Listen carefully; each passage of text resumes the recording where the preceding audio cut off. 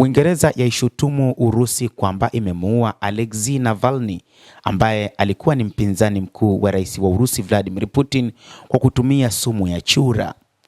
Kiongozi wa upinzani nchini Urusi Alexei Navalny anadaiwa kwamba aliuawa kwa kutumia sumu iliyotokana na sumu ya chura aina ya DART.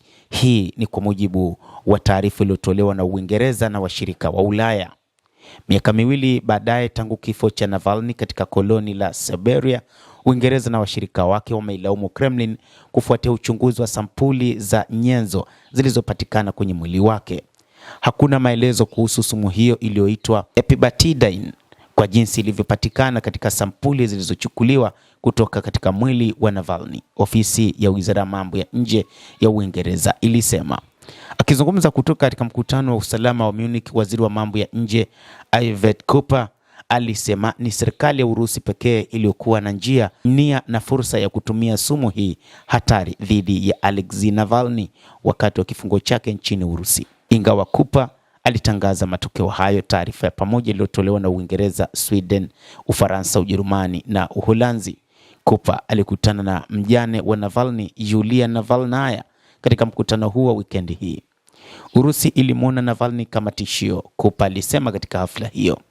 Navalny, mwanaharakati wa kupambana na ufisadi na kiongozi wa upinzani mwenye sauti kubwa nchini Urusi, alifariki ghafla gerezani tarehe 16 Februari mwaka 2024 akiwa na umri wa miaka 47.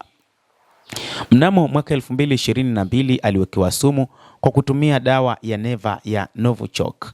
Alipatiwa matibabu nchini Ujerumani na akakamatwa uwanja wa ndege aliporudi Urusi.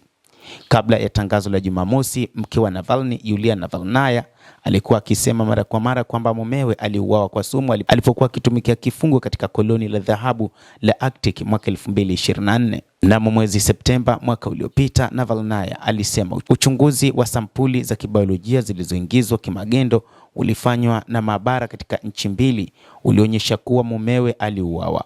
Hakutoa maelezo kuhusu sumu inayodaiwa kutumika kwenye sampuli au kwenye uchunguzi, lakini alitoa wito kwa maabara hizo mbili kuchapisha matokeo hayo. Mtazamaji, endelea kutufuatilia na nikusihi usisahau kulike, usisahau kucomment, kadhalika kusubscribe channel yetu hii ili upate habari hizi kwa mapana kupitia The World News. Mimi ni Adam Hussein, endelea kuwa nasi wakati wote, endelea kutufuatilia. Utaweza kuyajua mengi yanayojiri katika ulimwengu kupitia The World News.